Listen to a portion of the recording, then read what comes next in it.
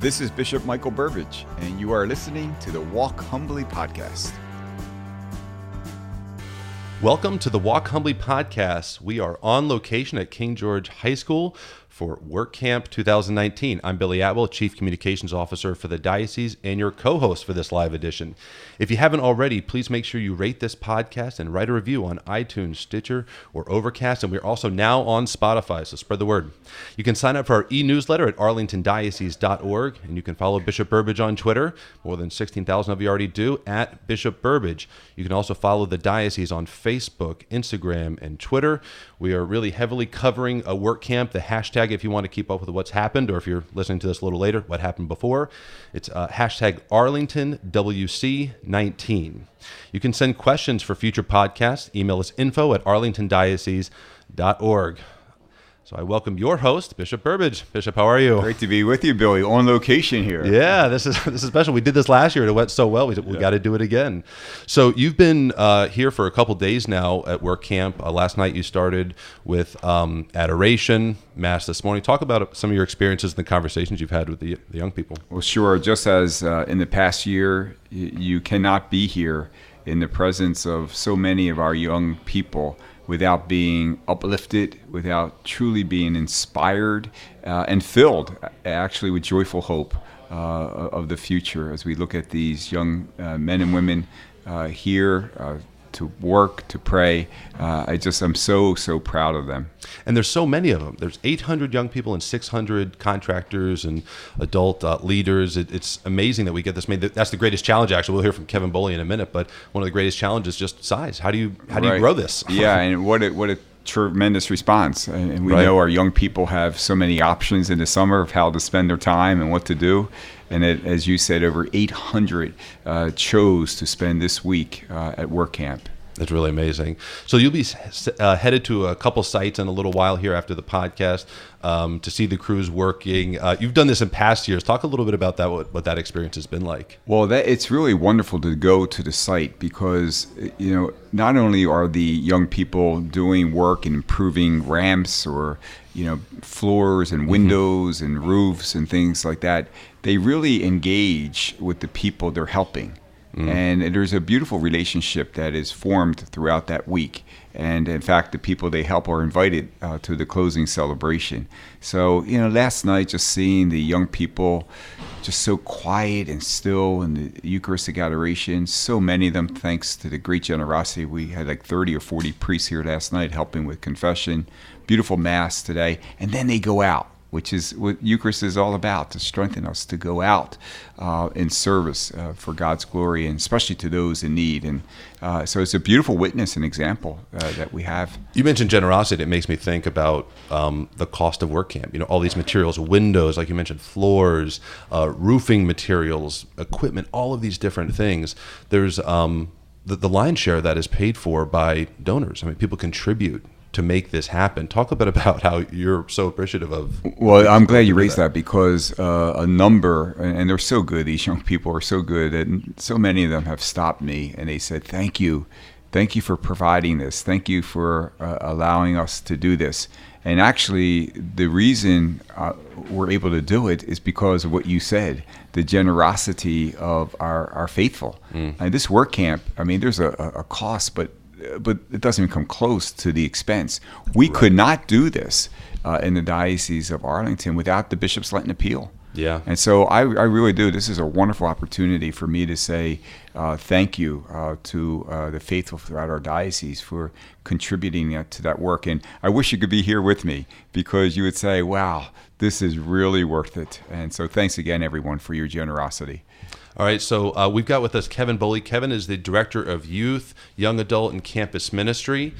He's a superstar here. Everyone knows him. He's been with the Diocese for a long time and has been involved with WorkCamp for many years. Kevin, welcome. Thank you. Thank you, Bishop. Thank you, Billy. And we are very blessed in our diocese to have the leadership of Kevin Boley and the wonderful team that he has put together in his office who the details of this event are just enormous and countless, and you execute it so well and always with a joyful spirit, Kevin. So thank you so much for your leadership and service in our diocese. Kevin, there probably are some listeners who are hearing about WorkCamp for the first time. Okay. Just maybe you could just tell us just a little history of it in our diocese and how far we've come. Sure. So the first WorkCamp was in 1989. And so this is actually our 34th week of WorkCamp, because there's a few years where we did 2 WorkCamps. So it started out as just 20 kids from St. Michael's Parish going on a WorkCamp and are going to repair one house. And it's grown over the years. I actually, this is a little bit of a homecoming for me, because it was 25 years ago this week that I was living in Fredericksburg and I was working in Dahlgren, which is right down the street from here. I was an engineer. And so every day I would drive right by this facility, and I was invited to a WorkCamp, and it happened right down the street from here in Montrose, Virginia, that first year. But that began a process of discernment in my life to figure out what God was calling me to. So back in 2001, I actually left my engineering job to become full-time in charge of this camp, working for the diocese. So it's continued to grow. So back when I took over, it was about 150 kids for a week, and that was in 2001. And so now here we are in 2019, where, as you were saying, almost 850 teens this week, working on 160 sites. And so we just go around to the surrounding area. We try to move around the diocese. This is our first year back in King George, so it's that brings its own challenges anytime you come to a new site. But then we surround anywhere within about a half hour to 40 minutes of this school. We look for homes that need repairs. Our goal is to make homes warmer, safer, and drier. And so we'll have teams of young people, 5 to 6 young people, go out with one adult leader and one contractor. So there's actually men and women, professional contractors, who give a week of their lives to come here and teach the kids how to do the work. And so we're grateful to the county, right, that would open the high school. Absolutely. We're indebted to these large public schools. And so the fact that the superintendent of schools allowed us to come here, and the principal has been fantastic to work with, because they give us every square inch of the school for a week so that we can set up our home base, and we build our kitchen and our worship area and our tool room and our nurses station and our mail room and this grand central station right here where all the work is happening, kind of the network of WorkCamp in this room here. And speaking about building, tell our listeners what you had to build this year uniquely.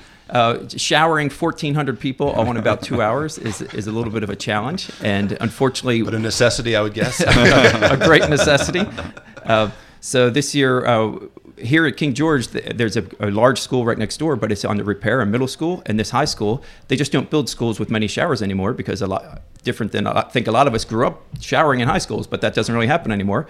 So we had to build a facility. So I've tapped into my engineering background, and we built a shower facility with 64 showers, heated when needed. And so we're now breaking all kinds of WorkCamp records by getting all 1,400 people through the showers in about 90 minutes. That is incredible. It really is. It's a sight to see. Let me tell you. Just real quickly, what's the typical day like? When does it begin? When does it end? Great. Yeah. So wake up is at 6:30 in the morning. 7 o'clock they're there for mass. So we had beautiful mass with you this morning. And as you were saying, we received Christ, and the message is now we go forth and we're Christ to others. They work roughly from 8 to 4. And then at 4 o'clock, they all come back, and then they shower, and then they have dinner. And then we always have some sort of fun activity for them just to kind of quiet down. But then they also go hang out in the chapel. There's a lot of personal prayer time as well. And in the evenings, we have just a program, which is music and games and activity, but it's always tied into a message. And so throughout the week, we kind of build the message. We begin the week with, there is a God. And by the end of the week, it's, what is God calling you to? And so that's the message throughout the week. Wonderful. It's a full day. It's a busy day. A lot of planning goes into this. So when does it all begin? Like, when do you start preparing for this? So, Monday when we get back to the office and we're getting unpacked, literally we are scrambling to, God willing, we can come back here next year. We would love to come back. When we move into an area, we'd like to be there for 3 years before we move on. Right. But if not, then it's everything. We start working with the social service agencies in the area to start finding the residents and the sites. Usually after we're in a place one time, it becomes a whole lot easier to find the sites, because suddenly people realize, oh, they really can replace an entire roof in 1 week, or they really can build a wheelchair ramp. And so a lot more residents start offering their homes to have home repairs. And do the students and the adults, there's some training and all beforehand Yes, before they get here, right? Exactly right. And so back in the parishes, they start. So if you're interested in coming to WorkCamp, that starts in November of this year. So in November 2019, we'll start opening up registration for WorkCamp 2020. And then there's a whole process of training every month from January through June. These young people participate in safety training and social justice teaching and all sorts of activities leading up to WorkCamp. That's great. If I could just ask you, Kevin, on a personal note, what does WorkCamp mean to you? Sure. Well, as I said, I mean, the reason I am doing what I do today, the reason I'm serving the church, the reason I felt called to leave my engineering job was because I came to WorkCamp in 1994 as a contractor. I wouldn't be the person I am today. I would have never met my wife if I hadn't come to WorkCamp and become a part of this community. And every year, I was just reflecting with Billy that I've spent more than a year of my life sleeping in a high school somewhere during a WorkCamp, because this is my 25th WorkCamp. So, well, thank you for that many years of service, and thank you again. We can't do this without you and your leadership and your team, and we're so grateful to you giving our young people this wonderful opportunity that I know will, as it did for you, change their lives. So thank you. Thank you, Bishop. Right, thanks, Kevin. Thank you so much. So we've got some of the young folks from WorkCamp here with us, and Bishop, while they're getting set up at the microphones, another interesting note for this year is Catholic Charities is involved in kind of a unique way where they're going to have the Mercy van out here, which typically goes to the rural areas of the diocese and provides basic needs, toiletries, paper towels, toilet paper, those kinds of basic things that people can't afford. They're going to be here to help these residents. So when they come, the idea is they're assisted by WorkCamp for a week, but that's really the beginning of a relationship that the diocese will establish in helping them fulfill these needs, which is very cool. So it's neat to see these. It's wonderful to see that partnership. Well, yeah, and WorkCamp's been around for many years, but we now see it kind of growing and evolving as time goes on. All right, so we've got Mary, Justin, Laura, and Anna with us. Welcome. It's great to have you here. Thank you. Thank you. So maybe you could just tell us what parish you're from. Tell us your name and what parish you're from. I'm Mary, and I'm from St. Louis Parish. Okay. I'm Justin. I'm from St. John Newman. I'm Laura, and I'm from Holy Martyrs of Vietnam. I'm Anna, and I'm from Our Lady of Angels. All right. It's so great to thank you for joining us. If I could just ask you a question, maybe you each could respond to it individually. So as young people, you have many options of how to spend your summer and a week in the summer. Why did you choose to spend this week? Because it's a pretty intense week. Why did you choose to spend it here at WorkCamp? Personally, I want to grow my faith and serve others with God helping me along the way and just have fun. Very good. Yeah, this is my second year at WorkCamp. Last year was my first year, and last year was easily one of the best weeks of my life. Wow. I had, and it was so I really just wanted to experience it again and meet some new people and help others. So it was great. That's great, Justin.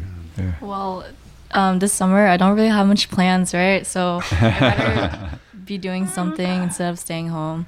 This year is my third year, and each year I anticipate it a lot because it's really fun and you meet a lot of people and I get to be close with God, and it's a great combination, isn't it?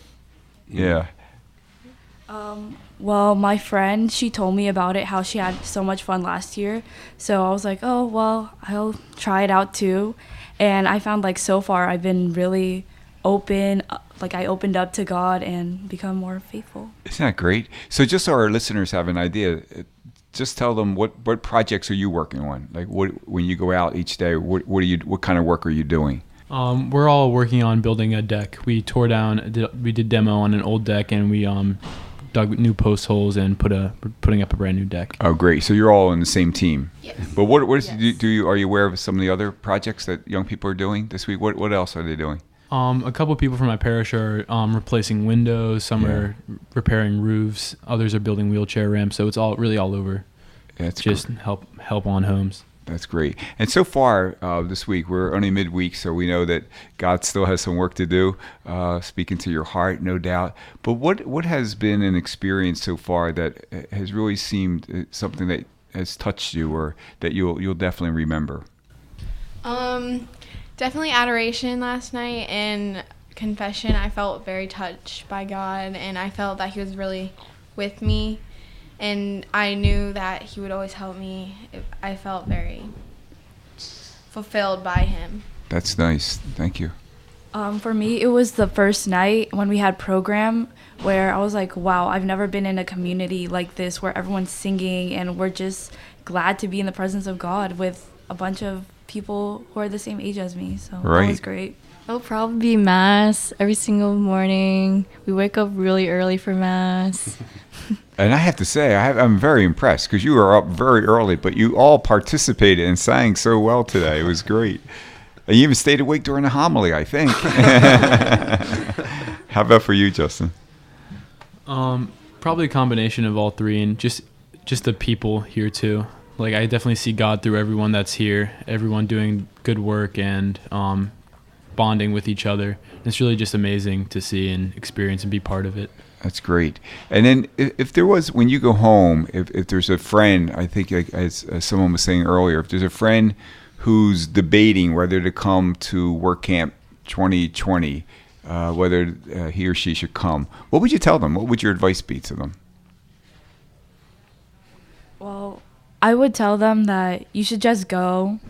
I mean, it's a great experience. Like, if you're into like serving people and you want to grow more in your faith, and I feel like everyone should grow more in their faith, so I think they should. I'll just be like, oh, you should go, or drag them with me. But Right. Good. Yeah.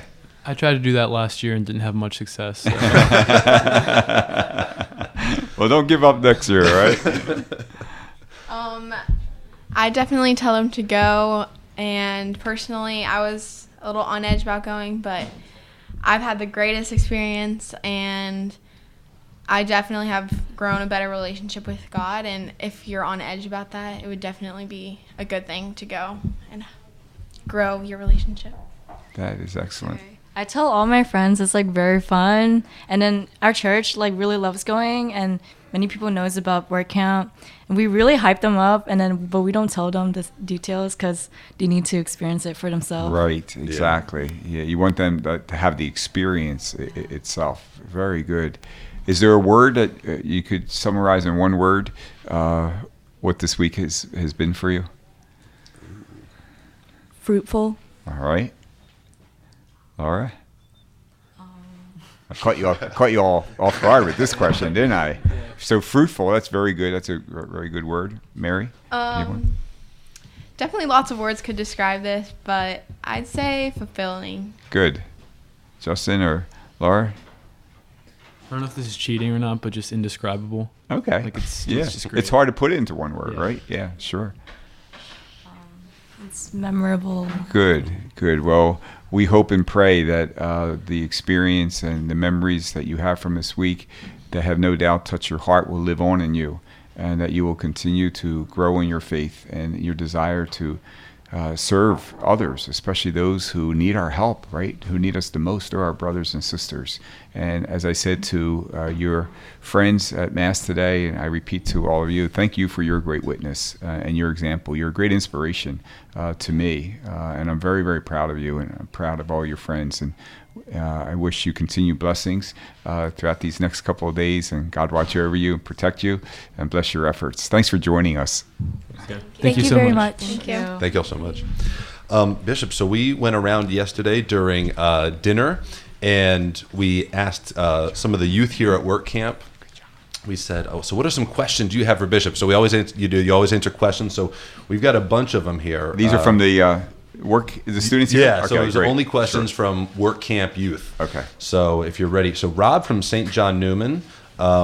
Justin, just with us, he was from St. John Newman as well.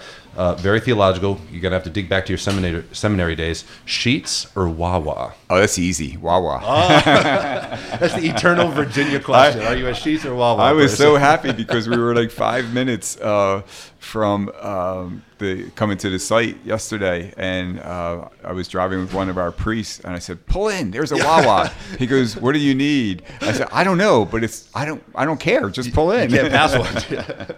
Do you have a go-to snack at? No. All right, this was a little more serious, and it's kind of a question you asked the young people that were just with us. How has WorkCamp affected you? And this was from Andrew at Holy Martyrs Parish. Yeah, truly inspiring and uplifting. I mean, you cannot be in the presence of these young people to see their devotion, to see their sincerity, their joy, and not just be moved. I mean, moved at a deep level, truly a deep level. If our listeners just could have seen these young people who had, were hooting and hollering and enjoying the music and all those things as young people should, and we provide that opportunity here. But then in the presence of the Blessed Sacrament, just being so reverent and prayerful. And you heard these young people, and so many of them were saying to me that this is about growing in their faith and their relationship with the Lord. So, Billy, I leave here truly inspired and uplifted. And there's almost like a flaw, at least in some modern thinking, that to engage young people and to make them want to go closer to God, you need purely just music and energy and everything. There's an element of that that's certainly true, but what's been proven, and I saw this yesterday at Adoration, was they yearn for that. And then we get the response of what's some of the most memorable things. It's the contemplative parts of the week that are as important as anything else to them. That's right. They are longing for the sacred. That's true. Because it's so much not a part of our daily life and the pace and everything that we live. So they long for it. And so when you provide it for them, and like you said, it has to be balanced, and we let them have a good time and enjoy. But when you provide them that opportunity to come into the presence of the sacred, it is just so beautiful to see the reaction and the response. Absolutely. So these next two questions are similar, so I'll ask them at the same time. So Sean from Sacred Heart in Winchester asks, what is your daily diet? And Annalise from Our Lady of the Angels says, what do you eat for breakfast every day? So similar, but a very human question. Yeah, I try to be disciplined in my diet. So I try to, eat as healthy as possible. Maybe when I'm on vacation, I cheat a little. Yeah. Maybe a little bit more than a little. But during the week, I just try to eat healthy. I try to avoid usually a low carb diet, yeah. And, not much sugar and sweets and things like that. So I'm pretty consistent with that. For breakfast, for example, I'll just have maybe some yogurt and fruit, but that's about it. And so keeping it simple. Yeah. All right. The next question is Richard from St. Agnes Parish asks, how do you know when it's God speaking to you and when it's just your own thoughts? And when I was talking to him, he's talking in prayer. When you know when it's just your own thoughts and when it's actually God talking to you? That's a good question. I would say serenity. Like if we're restless, we're it's probably we're still listening to our own voice. But if all of a sudden, whether it's weighing a decision or dealing through a difficult situation of that day or seeking discernment, and all of a sudden and we've all had this experience, you experience just a serenity. It's like, where did that come from? This is great.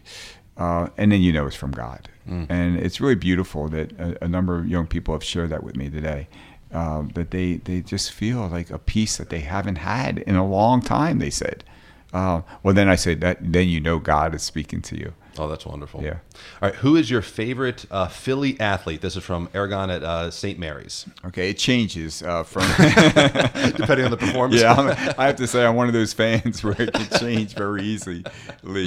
But of course, I'm a big Nick Foles fan. Who Naturally, took the Philadelphia Eagles to the Super Bowl, but also because of the man that he is. He's a wonderful, faithful Christian man who has provided such great example. So I'm a big Nick Foles fan. Oh. But he's not with the Philadelphia anymore. So he went to Jacksonville. So I'm going to have to find a new hero. All right. Amelia from St. Anthony of Padua asks, how old were you when you felt like God first spoke to you? About a vocation, I guess she means. I think maybe just in general, just in prayer. When did you feel like God was really reaching you? Pretty early. I mean, I went to Catholic grade school, and we had the typical celebrations of Mass and devotions and things like that. So I would say as a very young child, I knew, I was in God's presence. And then vocation-wise, it was probably like in high school I first began to hear the Lord, kind of planting a seed there about maybe thinking about being a priest. Very good. Rudy from St. Anthony of Padua also says or asks, how do you become a bishop? Yeah, well, in the Catholic Church, that's a great question. In the Catholic Church, you're just told. It's very different than other denominations. Yeah. Other denominations, there's almost like you interview if you're going to be, appointed to different role and leadership of that level. But in the Catholic Church, you're not part of the discernment. Like, you don't even know you're a candidate. But this church has a very thorough process that includes a lot of investigating on asking others about you. A lot of reference checks, it sounds like. A lot of reference checks, close to 70 or 80. Wow. And it goes to anyone really who knows you, as many people as possible, including the lay faithful. And so I think I've told this story before, but if you get one of those questionnaires on, listen, Father so-and-so is being considered to be a priest, you get it from the Apostolic Nuncio in Washington, the Pope's representative. We ask you to confidentially fill out this questionnaire. And then in very bold print, it's like you're under the pontifical secret. Like, you can never tell anyone that you filled, because this guy may not become a bishop. That's, you know, so you must fill this out with the strictest of confidence. And I have to say, no one's ever told me that. I know people were asked, but to this day, I don't know wonder. So when you get the phone call, Billy, it's already been decided. But the recommendations go to the Holy See. There's a congregation of bishops that review that. They give a recommendation to the Holy Father. He has to rely on them because he doesn't know every priest in the world. But he actually makes the decision. He signs off on it. And then when you get the phone call, it's like the Holy Father has decided that. What is that feeling like when you get a phone call that says, the Pope, the Holy Father has chosen you? Right. What is that shocking, feeling? Because there's no preliminary. You don't know what's even going on. You weren't discerning it. Right. Yeah, exactly. And so you're really taken off guard. And same thing when you're transferred. Like when I was transferred, when I was named a bishop of Philadelphia, then I was transferred to Raleigh, and then came here to Arlington. That's the way the process works too. Yeah. So you're shocked, and the phone call lasts about 2 minutes. That's it. It's like everything you know is over. Right. It's like, okay, it's already decided. Yeah. So it's kind of great because it's you trust it's the Holy Spirit's at work. It's God's plan, and in a sense, it's better that way. You're more free to just say, yes, that's what I promised God. Whatever you need me to do, and wherever you send me, I'll go. So this process kind of makes it easy. Yeah. Yeah. All right. Sarah from Our Lady of the Angels says, who is your favorite saint? So my patron is St. Michael the Archangel. So I have a great devotion to St. Michael the Archangel. My confirmation name is Francis, for Francis of Assisi. So great devotion there. St. John Paul II was a great influence on me, my vocation. Sure. He's also the one who named me a bishop. And so I have a great devotion also to St. John Paul II. That's wonderful. And isn't it wonderful that the person who made you a bishop is a saint? That is so special. I know, it really is so special. All right, last question. Bianca didn't mention her parish. What kind of job did you have before you were ordained? So before, obviously, seminary, like maybe in high school or something. Yeah, and then actually when I was in formation, you had to work. You didn't go to parishes in the summer back then. You had to have summer jobs. So I had a variety of jobs. I was, as a young kid, it was typical busboy working, at a restaurant. I worked at a department store for a number of years, Sears. Wow. Yeah. What department? I worked in first the garden department, the outdoor department, which was kind of neat for to work there. And then wintertime it became the Christmas department. And things like that. So it was fun. Then I was eventually changed to the shoe department. Yeah. So I always tease, prepare me to work with souls. Yeah. That's great. I know. And then I actually, for real, I was an umpire, for many years, up until I was a deacon. Oh, really? Yeah, I took it really seriously, and it was a paying job. It was a good job, and I teased there also. I said, "Well, that prepared me to be a bishop because I still make close calls and get booed." Well, you do what you can. Yeah, right. But I still, from those jobs, I still have friends that we've been in touch with, and still remain in contact. So. Oh, that's wonderful. Yeah. Listen, for anyone listening, if you want more information about WorkCamp, the Office of Youth, Young Adult, and Campus Ministry, go to arlingtondiocese.org/youth-ministry. They're also on Facebook. It's facebook.com/Arlington Youth Ministry, and Twitter @Arlington Youth. Please remember, as Bishop mentioned earlier, the Bishop's Lenten Appeal makes this possible. The work that's done here is done because People are generous. They give of what they have, and it makes this possible, and it helps countless people throughout our diocese over these many years. So thank you to everyone who contributes to this. Bishop, if you would offer any final thoughts and then close us out with your blessing. First of all, thanks to you, Billy, and thanks to the members of your team who are here, because setting up a podcast on location also involves some additional work and detail. So we're very grateful for your team, and your team's doing a wonderful job on our social media, keeping this live. And so, with the photos and the stories and things like that. So very grateful to all of you. And I just ask our listeners, the campers here, the workers, our young people still have a couple more days left here in camp. So maybe we can be united in our prayers for them, that God will watch over them and bless them and protect them and touch their hearts, and that they leave this camp renewed and strengthened in their faith and their relationship with the Lord, and more prepared, praying that for them and for us also, more prepared and committed to walk humbly with our God. Thank you for listening to the Walk Humbly podcast. Make sure you check out more episodes on iTunes, Google Play, and Stitcher. You can follow me on Twitter at Bishop Burbidge, where I offer spiritual reflections each morning in the gospel and share photos and updates of what is going on in the Diocese of Arlington. Stay up to date with news, event information, inspirational content, and more by subscribing to our e-newsletter at arlingtondiocese.org.